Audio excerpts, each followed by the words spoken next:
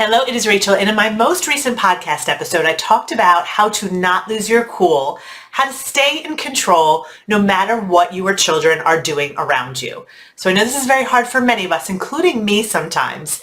And one of the reasons this is so hard is because our brains naturally go to what will happen if we don't address this problem right away, right now, how bad things are going to be in the future. So for example, if your child isn't cleaning their room, you may think something like, well, if they don't clean their room, then they're going to lose their homework and they're going to get bad grades and they're going to go to a bad college and they're going to end up sitting on my couch when they're 30 eating pizza and watching video games. I feel like our brain always goes to that spot. Or for example, if your child is being disrespectful, your brain might think, well, I have to handle this disrespect right now because if I don't, I'm going to have a negative relationship with my child, or maybe they'll be disrespectful to a teacher or a peer or their spouse and they're going to end up divorced and sitting on my couch when they're 30 years old eating pizza and playing video games. It is very natural for our brains to go there, and it's not necessarily a bad thing in itself.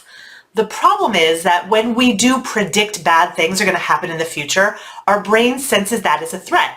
So we go into fight or flight, and it's our fight or flight response that actually leads to us losing our cool in the moment. Now remember, our goal is to stay in control and not lose our cool in the moment, so we have to stop predicting bad things in the future. And what you simply want to ask yourself is, how would I handle this situation if I knew this would not last forever? And very likely, if you remind yourself this is not going to last forever, you can think more clearly. And if your child isn't cleaning, you can say, well, why aren't they cleaning? And how can I solve this problem now? You might realize, well, the reason they're not cleaning is because they feel overwhelmed. Or I'm asking them to clean at a time that isn't really great for them because they had planned to do something else. We can find a solution. Or if your child is being disrespectful, you can think about, why is my child being disrespectful? Maybe they're struggling to calm themselves down in the moment. Maybe they're thinking of all of the bad things that are going to happen in the future.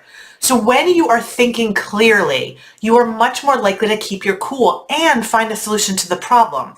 When you predict the future and all of the bad things are going to happen, your fight or flight response kicks in and you can no longer access the part of your brain that allows you to think clearly, stay calm, and solve the problem. So think about, we don't have to predict the future, we just have to work on what is going on now. If you want more tips for how to stay calm and in control, no matter what your kids are doing, I encourage you to listen to my latest podcast episode. You can find that on my website, rachel-bailey.com/101. I'll see you again soon with more tips. Take care.